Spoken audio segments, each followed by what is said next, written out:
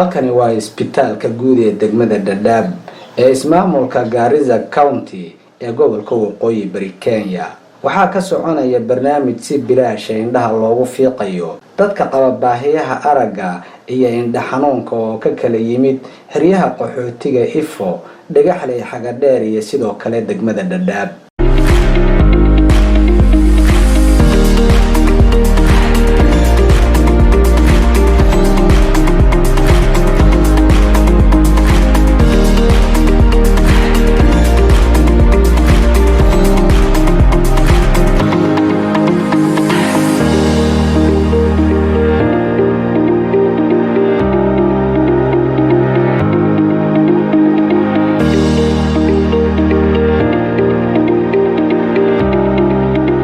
barnaamijkan oo ah mid si bilaash ah indhaha loogu fiiqayo bukaanada qaba baahiyaha aragga ayaa waxaa hirgeliyay dhalinyaro Soomaaliyeed oo ku nool dalka Mareykanka, kuwaas oo intooda badan horaan ay ku noolaan jireen xeryaha qaxootiga Dadaab, waxayna dhalintani ka jawaabeen baahiyaha caafimaad ee la xiriira indhaha iyo arag yarida.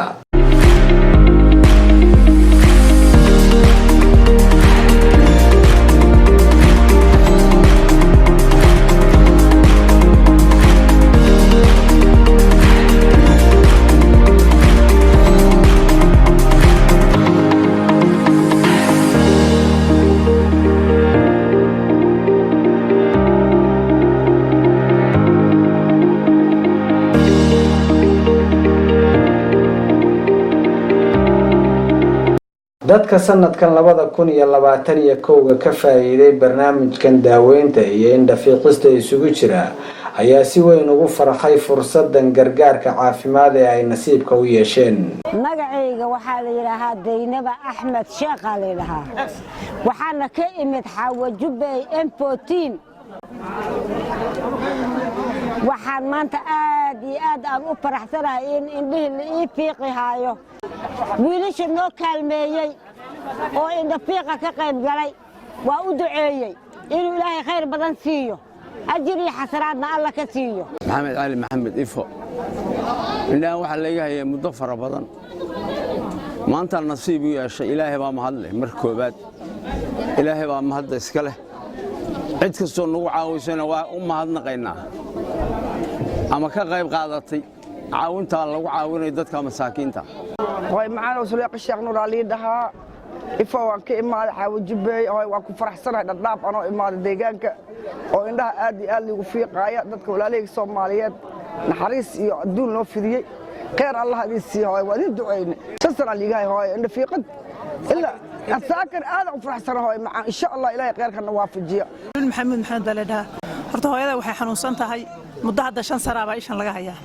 haddana maanta fursad waxaanu helay wiilal ay ku soo tabaruceen aanu helay qaliin Dadaab oo niweel soo tabaruco dibadda leeyahay Soomaaliyeed oo wiilasheedii iyagana waa u mahad celinaya Ilaahay idankiisa inuu meesha bedelka soo khayr ugu bedelo. hooyadana maanta waxaan rajeynayaa kolba dhib ay ishu ku haysay inay u qalaan baan rajeynayaa. barnaamijkan caafimaad ee indha fiiqista bilaashka ma aha kaliya dadka ka faa'iiday qaxootiga Soomaaliyeed ee ku jira xeryaha Dadaab, balse dadka deegaanka ayaa sheegay inay sanad walba ka faa'iidaan mashruucan caafimaad ee taakulaynta ah kaasoo loogu talagalay dadka qaba baahiyaha aragga. Abdi Maxamed Ducaale oo ku magac dheer Macallin Cumar baan ku sii magac dheer. waxaan dhahay dadka jooga magaalada hase yeesho waxaan aad ugu baahneen waxa la yiraahdo indhaha qaybta qaliinka indhaha ayaa aad ugu rafaadsanaa. sanadkii hore sidan oo kale aad noogu imaateen oo indhaha noo qasheen, sanadkanna waad sukan raaciseen, waxaad noo keenteen wax wanaagsan. dadkan masaakiinta ee indhoolayaasha ee wax u maqanna aan jirin ayaad sanad walba inaad caawisaan isku daydeen, waadna caawiseen. waxaana noo daran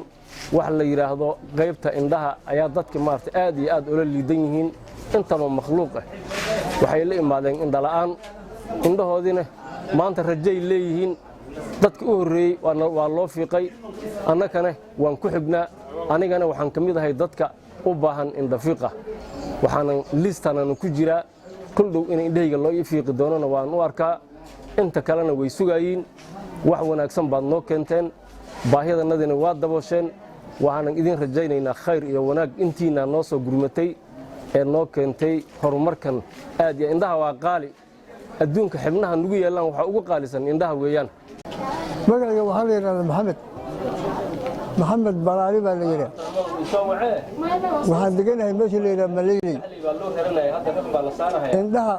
xanuun weyn iguma hayaan ilaa way madoobaan rabaan wax yarna waan ka arkaa indhaha birtooda yarxa xanuunta birtooda yarxa xanuuntaa xanuunkan iguma hay ilaa way madoobaan rabaan dadkan aad uma kala garanayo damna ma ihi warkaa waa farxaanahay ma ahee wax la yaab laa farxaanay in naloo hagaajiyo indhaha naloo fiiqo weliba naloo badiyo naloo kaalmeeyo aad naloo kaalmeeyaan mahaddaasaan rabnaa waa jawi kale barnaamijka indhafiiquna wuxuu galay maalintiisii labaad waxaana faashad fiiq loo samayn doonaa 80 bukaan oo la qalay maalintii koowaad waxaan wax ka weydiiyey dareenkooda iyo isbeddelkooda caafimaad ee la xiriira indhaha iyo sida ay u arkaan fursaddan ay nasiibka u yeesheen maama sulaaqo waxay ahayd dariskii hore ee waxaan u malaynayaa muddo 5 sano ka hor ay isugu kay dambeysay waxaan dib u soo noqday maanta aniga hawshan indhafiiqa wado waa ku faraxsanahay horta maama sulaaqo oo ina ka faa'iideystay dareenkaaga ka waran waa farxay hooyo seetahay aad iyo aad u faraxsan magacaaga ku bilow see dareemaysaa aniga Sulaaqo Sheekh Nuur Ali dhaha caafimaadkayga boqolkiiba waan ku farxay anigoo u socda Muqdisho oo liiga reeb ali dhahay dad macawnaad imaan doono sanadka hore u imooday haddan marka aan la kulmaan farxad imaateen hooyo alxamdulillah shukradna waan ku faraxsanahay ishaan ayaa haddan fiiqad insha Allah sanadka dambe haddan waa idin sugaynaa waa idin ducayna hooyo waan ku farxalay waan seexday ishaan waxba kama arkaynin tan kale hadda ii fiican tahay oo waxba idin sanadka dambe idin suga hooyo waa idin ducayna wax la luush qaatay ma arkin ilaa ifo waan fiirinay ilaa shalay dhadhaawaan fiirinay wax la luush la weydinay dhalinyarada nadiif taas ugu ducay wax qarasho kaaga ma yahay wax qaris is weydinay wax la luush is weydinay haddaan gaari dhacdiis u soo sheegay waxaan dhahay meel walba waan soo arkay dhadhaab shalay wax shilin is dhiibay iyo wax is weydinay hooyo mala ما شاء الله إفوان باري سداس عم أوه الحمد لله والله نظيف ما شاء الله بقولك بقول وادين درين كي هذا فرح سنة رجدا يظهر أوي والله إلا مقدشة وسعودي هاي مركز اللي ده نور يوصل سعودي عبد القادر يا شركة دي سرعة بحري سرعة كهر هاي وانقف مركز اسكجوج ديارات أنا كراع أنا دوبلي هاي الحمد لله وادين دعين كل معلق aniga magacayga waxaa la yidhaha jeel cabdulaahi dhaqane waxaan u malaynaa waxaan jiraa sanadkan aan ka galay 70 maanta wiilash intay noo soo gurmadeen imaadeen dhaadhaban joogay deganahee waxaan u malaynayaa ajir badan oo akhriya adduun balayay qaateen allah u dhaliyo shilin iyo sheekiyo waxa iska dhaaf waxay qaateen akhriya adduun babayna aslaax allah u dhaliyo waxaan dareemayaa xalay daawadii iyo kabadii baa ku jiray inta niska horeed oo dhan xooga waxba si ahaa niskii dambe cun bay bilowday oo aroortii dambe la gaaray kolba saasaan dhiyo dhulkii laga qalay oo caafimaad inuu soo galay aan niyada gashaday yaan saa dhiyo kolbaba waxaan dareemayaa hadda farxad iyo aad wanaag u fiican haddii laga qaadana waxaan malay fay inay noqonayso wax kuul ahaan oo aad moodaysa ishi kuulkeedii yaaba inta aad gaarka waagi barye oday saa ii wareerinayaba saala leh oo soo socdo marka in sha allahu tacaala biidni illaahi kariim tii waalidka wankaale ninka waalidka uu noo joog dadaal kuwii noo imaadayna ilaahay baynu aslaax akhriyo adduunba ha geliyo kuwii noo soo direenna ayagana waaba sidoo kale candhadhigi weeye akhriyo adduunba biyo lagu fadhiyo oo janno ah magacayga faarax kaahiye dareenkayga waa wanaagsan yahay anigu rajaan leeyahay waxa weeye aqoon horaan u leeyahay bahashan ishana hore liigu soo fiiqin marka intay hadda bahasha ay saaran tahay ka dambe markii liiga fiiqa inaan wax arki doono baan dareemayaa sidii tii hore oo kale hadduu ilaahay iiga dhigo oo alxamdulilah rajadayda aad bay u fiican tahay waxaan la soo kulmay meel aad u wanaagsan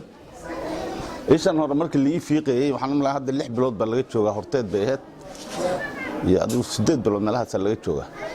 3 bilood baan isdaba wareegay oo mar gaaris tag mar inta tag mar dhakhtar hiblow baa maqan hal ii dhaho aad waxaan maray socod badan iyo raadis badan fiiqisteeda qarash badan oo ilaa 100,000 oo Kenya dhan uga baxay alxamdulilah waxaan maartay maanta walbahaar ka qabo maaha wixii iga baxay iyo waxaan hadda ku arko wax isku dhigmo weligeedna isku dhigmi kartana ma aha laakiin waxaa iiga sii wanaagsan aan hadda niyadayda ku jirta 3 bari yaan bahashan hadda aniga daraad baa la gorgareey shalayna waa la fiiqay maantana waxaan filayaa in liiga qaado kanay wixii 3 bilood aan dawreeganahay 3 bari inay igu soo dhamaato qarash la'aan ay rajadeeda horta qaba alxamdulilah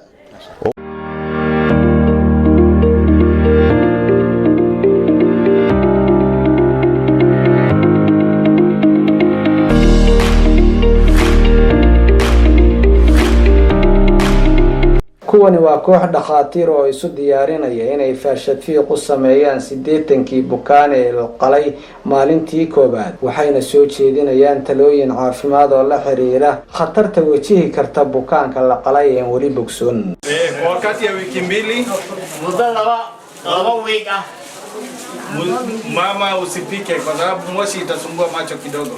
Qofkii cunno karinayo ama rag ahaada ama dumar ha ahaada yuusan waxba karin ama wax eeg leh ama dab iyo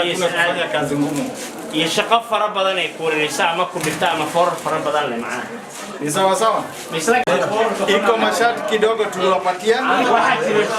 shuruudo yar oo jiro ati kwa wiki mbili hakuna kuinama muddo laba weega ma jirto wax la yiraahdo forasi hakuna kuweka maji kwa uso biyo aad ku shubto wajiga ma jiraan lakini unajipanguza na kitambaa laakiin waxaad isku tirtiraysaa macnaha na pia kulala usilale na marafaya hiyo au seexanin dhinaca kulala na pande nyingine ama hore laakiin waxa u seexan kartaa dhinaca kwa wiki mbili وافهم تمام ولا إنشاء صلاة وأنا لقبيسن رجع بحياة قبا واجو تمام صدق بلو اسكت عبرنا صدق تمام وأساس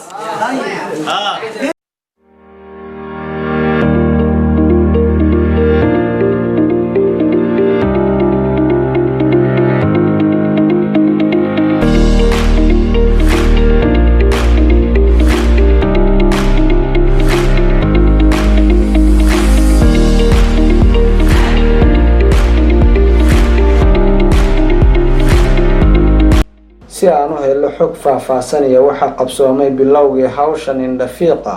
ayaan waraysi la yeeshay koox dhalinyaro ah oo hirgelinta mashruucan uga yimid dalka Mareykanka waxayna bogaadiyeen sida hufan ee hawshan ugu qabsoontay magacaygu waa Nuur Cabdinuur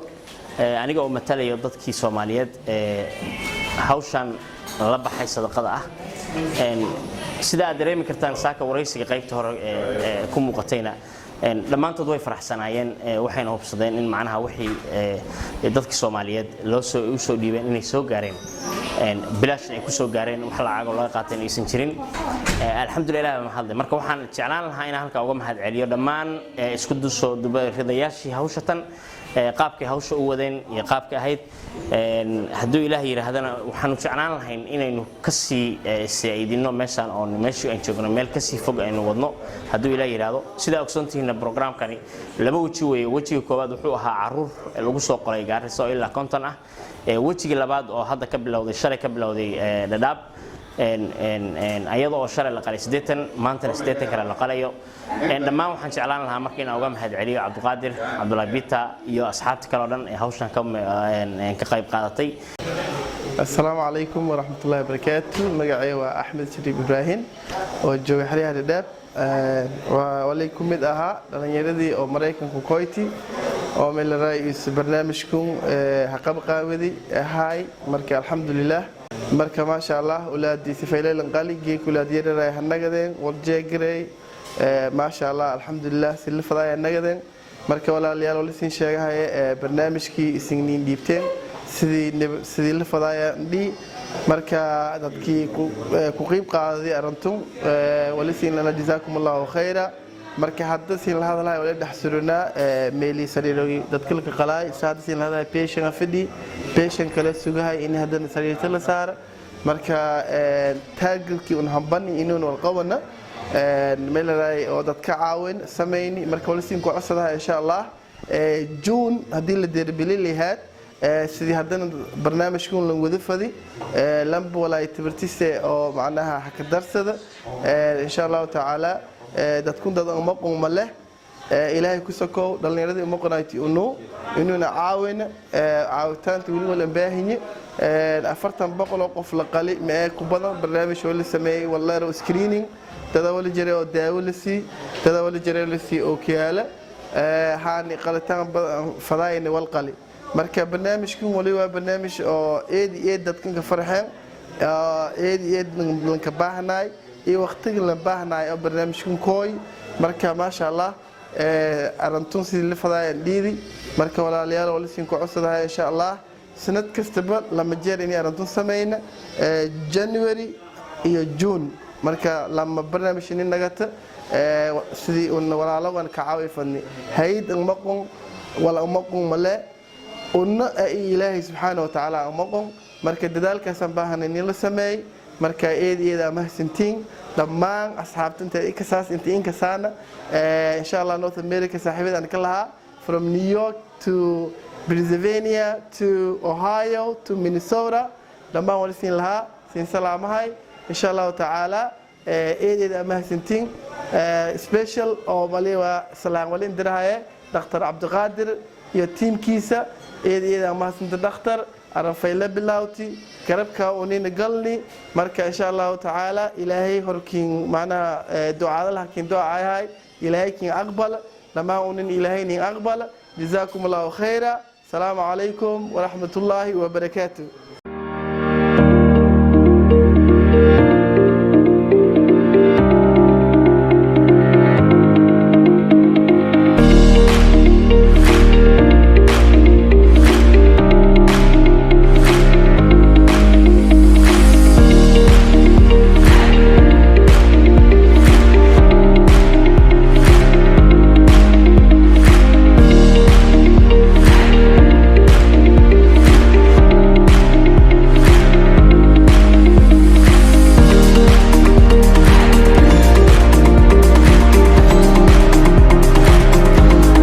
barnaamijka indhafiiqa ee lagu qabtay isbitaalka guud ee degmada Dhadhaab waxaa ka horeeyay barnaamij kale oo isna indhafiiqisa kaasoo loogu talagalay caruurta yaryar waxaana lagu qabtay magaalada Garissa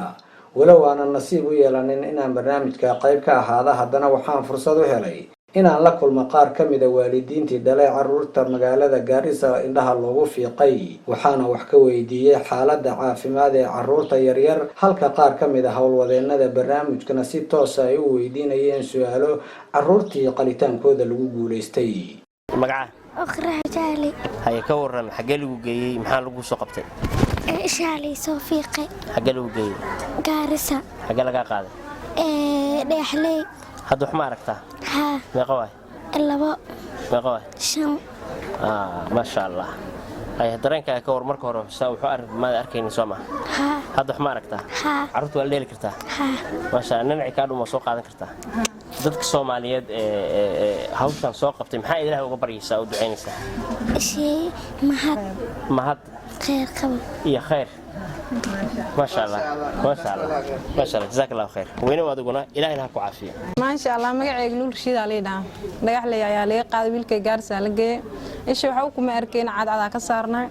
haddana ma sha Allah waa loo soo fiiqad wax arkaya Ilaahay mahad u celinaa iyo muslimiintii oo u qabteen ما شاء الله ما هدوينا وعلنا ما شاء الله اسكف عنا adiga dareenkaaga ka warbixi cunuga uu xanuunsanaa dabcan qaxooti baa tahay tabar lagu qadana ma lahayn markaad ogaatay wiilal Soomaaliyeed oo isxil qaamay inay ku qalayaan oo si free ah ugu daaweynayaan maanta dareenkaagu seebu yahay wiilkaagi wax loo arkay ما شاء الله dareenkayga saaid waay waxaad heli karta malaha waxa u qalan karta malaha wiil muslimiinada qaaday ما شاء الله dareenkaygu fiican yahay hadda iyo mar hore isku mid maaha dhalintaas soo ururisay dhaqaalahan wiil in badan ma hada u celinaya oo horumari Sooma ما شاء الله اوكي ما استاذنا جزاكم الله خير السلام عليكم ورحمة الله وبركاته مقعيق واني معي عبد النحر معاد علي آذن هويدي ساهي الحمد لله وحالة قاضي حيرادة دقحلي وحالة قاضي محالة قارسة ستال قارسة مركي لقي إشي سعدان وينا صارنا إشي وحوة كما أركين عنق حلو والبوس كده وقدوما ودعاي هذا الحمد لله الشغل سيد الله صوفيقي انت هو وكفي عين هاي حوغا عارك تدنا إير وحبو أركا الحمد لله الشكر مركا waxaan mahad celinayaa muslimiintii noogu xeetay ilmaheena maanta daryeelka noogu fidisay wiilasha Soomaaliyeed ee intaan wajoodiya noo bixiyeen khayr Allah siiyo wax khayr qaban Allah ugu bishaareeyo magacaygu waa Nasr Faaqid waxaan ka yimid xerada Dhagaxley waxaan farxadayda horta maanta lama soo koobi karo ma sha Allah gabadhaani waa 4 sano bar bay jirtaa 4 sano bartaas ay jirtaba indhool bay ahayd meel walba waan geeyay hay'adaani way qaaday laakiin wax la ii soo qabtay ma jirin alxamdulillah bishii koobaad 12keedii ayaa waxaan rabay Ilaahay ii sameeyay Ilaahay baana bari jiray iqra indhaa waa loo fiiqay waa 4 sano bar markii koobaad ay indhaheeda araggeeda wax ku daranto wax ku qabato xagga maskaxda handicap bay ka tahay laakiin taas maaha oo maskax indhaha uga qaymo badnaa indhaheedina Ilaahay dareenkeedu waa u soo celiyay aad iyo aad baan Ilaahay u mahadinayaa walaal marka dhalinyaradaas Ilaahay ka sokow mahad ayaga iskale waxaan leeyahay dhalinyarada Soomaaliyeed ee la mid ah ee dibadaha jirta ee arka dadka walaalahooda ee qaxootiga ku dhibaataysan ee ilmahooda waxba u awoodi karinin dhibaatada haysata inay ku daydaan baan Ilaahay ka rajaynayaa insha Allah Allah soo hanuuniyo inay walaalahoodaas kale oo Cabdiqaadir madaxda u yahay ee nuur ku jiro magaca kala garanayo Axmed Shariif kamid yahay ee Cabdullaahi ku jiro mahad baan u koobay Ilaahay wax khayr qabo oo farxad leh oo jannada firdawsad u horeysa Allah siiyo amiin anaguna waxa farxadno ah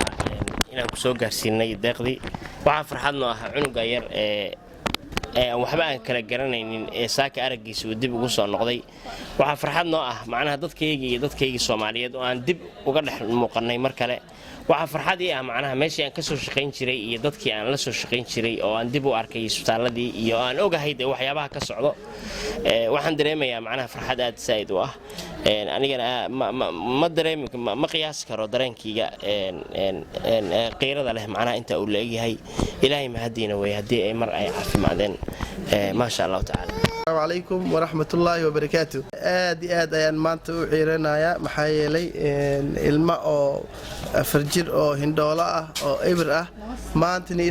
إلهي مهد إسكاله هندولة لو فيقي آد بن وفرح سنة هاي مركا إن شاء الله تعالى ولله ولا لوي أو مريكن كمل كسروغان arintii un macnaha hani dhiibteen oo meel raayisni amaanadii sidii ninka dhiibiya dadkiinka gudbiyni kullay season arag haytan oo ku mid aha gabartun laalaan oo afar jar oo hindho waligeey walan aragna geekan hindooje walka arag hayta iyo haani kale ku sii horeeyeen oo ulaadi wali ku mid ah gaars lan qaaday hindho la fiigi geekan la hanagay inta la sheeni oo macnaha check up la sameeyahay saasaan kooyeen marka ma sha Allah eedeedan ka faraxsana idinkina khayr Ilaahay siinsi dhamaan asxaabta siin salaamahay walaalkeen Cabdiqaadirna markasta waxaan leenahay mahsanid khayr Allah ku siiyo waxa bilowday wili waa la wadaa jazaakumullahu khayra marka aad iyo aad u mahadsan tahay idinkina dhamaantii waa mahadsantiin asxaabta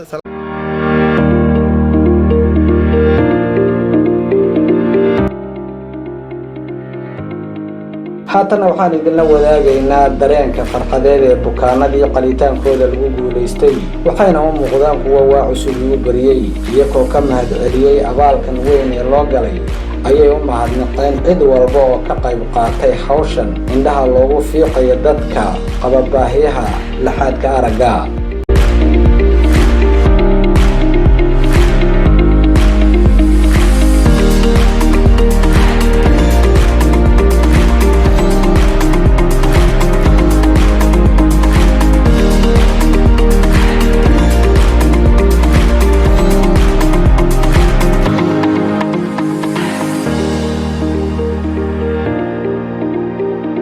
عبد عضوبة لينا حقرر بندقناي صدق سنة دقنا حقرر حبض بان ودن كي صعيرس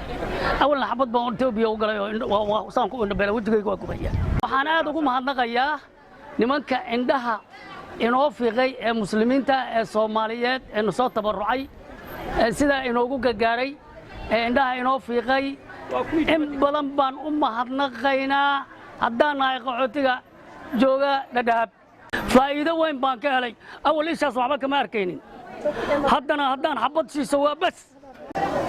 مقعيق الشيخ يوسف علي هذا الشيخ يوسف صالح معلن عبدوي ما يستطيع مركا إن رفيقة وما هذي alxamdulilah rabbilcaalamiin aad iyo aad ayaan u reestay weliba ish anigoo qabanaya kulligiin waa idin arkaya dhammaantiin xabadba kulli waa idin arkaya kan waa arkaya kan waa arkaya kaas oo ani dhalay waa arkaya ad waa ku arkaya waa arkaya kan waa arkaya kan gadaashaa taagan waa arkaya geedaha meesha aad sursurtay waa arkaya ushayd waa arkaya anigu waa is arkaya okay waaye alxamdulilah rabbilcaalamiin xanuunaan soo maray oo ilaahay isoo mariyey oo ilaahay haddana nasrigan uu ii sahlay oo meesha aan ku imaaday midka aan ku reestay kaas waaye dad si fiican oo dad soo dhoweynaya ayaan la kulmay oo bilcaan leh oo rag leh allaha u dhiibo sidii rabaan allah u yeelo waxay ay rabinna allah ka xayiro ayaga iyo annagaba allah na guuleeyo aniga waxaa la yidhahaa khayra maxamed cawil waxaan ahay xerada dhagaxley dareenkaygu aad iyo aad buu u sugan yahay shalay dareenkaygu sidan ma ahayn maanta dareen fiican baan haystaa alxamdu alshukri waxaan u mahadnaqaynaa wiilashaannada Soomaaliyeed ee sidan ma yeelay aad iyo aad baan ugu mahadnaqaynaa alxamdulilaahi aad iyo aad baan ugu mahadnaqaynaa khayr allaha siiyo maanta dareenkaana uu si fiican buu yahay oo fayla ma sha Allah nahay allaha u gargaara wiilasha sidan noo keenay magacaygu Isaaq Aadan Cumar baa la yiraahdaa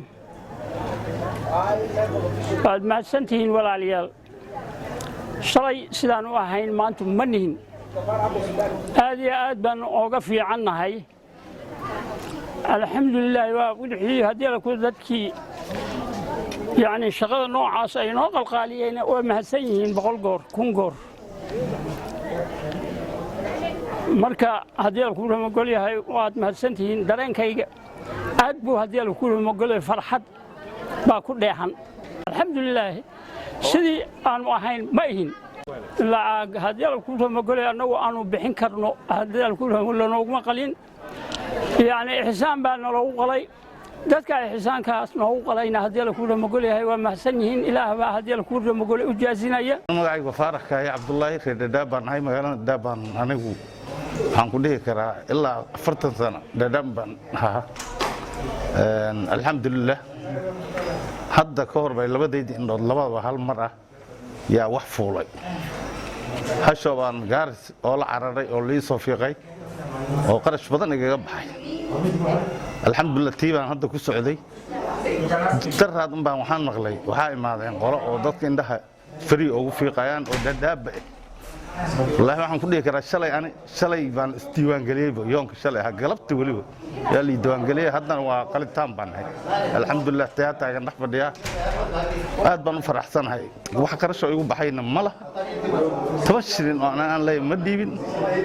alxamdulilah haddana waxaan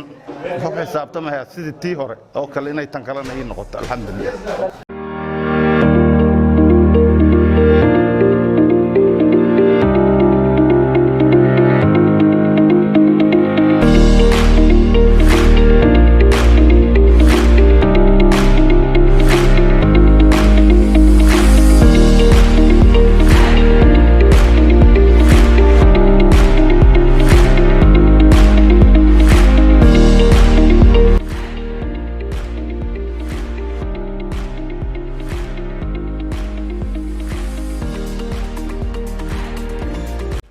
labaatan iyo kowga bisha January waa maalintii ugu dambeysay mashruucan indhafiiqista oo muddo 4 bari ka socday isbitaalka guud ee degmada Dadaab waxaana qalitaanka indhafiiqista lagu guuleystay 350 bukaan oo dadka waaweyn iyo sidoo kale 50 caruur hooyana lagu qalay magaalada Gaariza dadkan ayaa ka kala yimid xeryaha qaxootiga iyo deegaanada kale ee ku xeeran waxaana xogta mashruucan tabarucaadka ee dhamaaday inoo faahfaahinaya Nuur Cabdi Nuur oo kamid ah dhalintii hirgelisay mashruucan ahna garwadeenka koox dhalinyaro ah oo dardargelinta mashruucan uga yimid dalka Mareykanka iyo sidoo kale Dr. Sambele oo isna ah hoggaanka koox dhaqaatiir ah oo fulinaysay qalitaanka iyo daaweynta mashruucan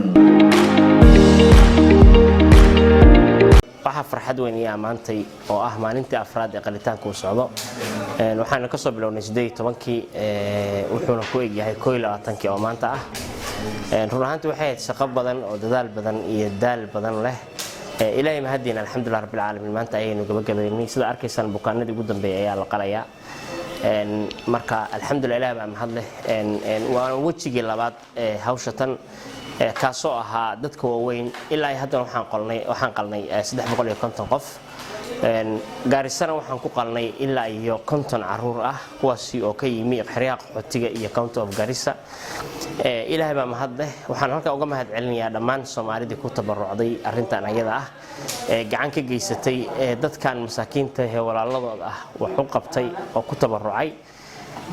waxaan u sheegayaa macnaha in macnaha hawshii ay soo dhiibeen iyo hawshoodii si fiican oo la yaqaano loo qabtay ayna gacmahoodii soo gaadhay aadna tihiin garbihii aan ku duulaynay oo sida wax noo siisan aynu wax u qabanayno. Good afternoon. I'm Dr. Sempele Leyan. I'm the team leader of this group. This is a group working with us here that has been put together by an organization called WARDA normally, but the people who have brought us here are our friends from North America. These are Somali community out there that went out of their way and collected funds to come and support the people in the refugee camps. It's not only the people in the refugee camps who have benefited, the host community has also benefited. When I say the host community, these are people who are hosting, although this is their area, they are hosting the refugees. Since this exercise started on the 11th of January 2021, we are targeting a total of about 400 patients. That week, on the 11th of January 2021, we were able to do children, and these children, from the support of the same friends I've just mentioned from North America, these friends and our Somali community in America, 56 children have benefited from this operation. These children had an inborn problem, what we call congenital cataracts, and a lot of them had other eye ailments and were shipped. We moved them from this camp where we are today to Garissa through the support of our friends again, through your support, the Somali community in North America. And then we were able to operate on them there. After that, we also wanted to incorporate this activity with the adult community because these are parents. And the parents of these children also need to benefit. So, through the support of our friends, they extended these services and we have come to the camp here. Because of what is going on in this part of Kenya, there is a lot of insecurity, there are a lot of COVID challenges. We decided to centralize these activities. Before, when you friends started supporting us, we were doing this. Our first camp was done at Ifo2. But then now we have centralized everything and doing these activities at Dadaab Hospital, which is a Kenya Red Cross supported hospital. It's a Ministry of Health,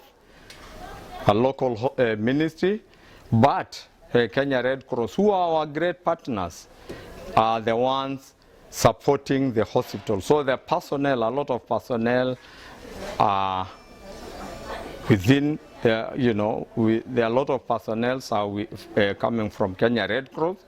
and a few from the Ministry of Health.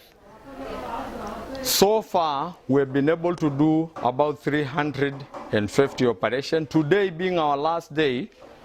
and a delay in doing the operations of a certain camp, which is called Hagadera, we are now doing the final cases from Hagadera. And the total number of patients we are going to do there about 50, and they are the patients we are operating on now. This is going to be the end of our activity here. But once again, I am very, very grateful to you, friends of North America, the Somali community in North America, for this support. I am also very grateful to our organization that has facilitated this equipment. This is WARDA, Waso Resource Development Agency. I am also very, very grateful to the administration of Garissa County, because without your support, this would not have been possible. Our partners, of course, Kenya Red Cross Society, who have really been very instrumental in supporting us. They gave us permission and we were able to come around and work in their hospital. Our other supporters, UNHCR, without your blessing, we cannot touch the refugees here. Dr. Sophia, you gave us your go-ahead, and we are very, very grateful. And generally, everybody that is involved and everybody that has made this exercise successful. And you fund us once again for that little money you have sent to us. It has gone a long way in helping this, our brothers and sisters here. So we pray, we thank you, and we pray that this activity will continue.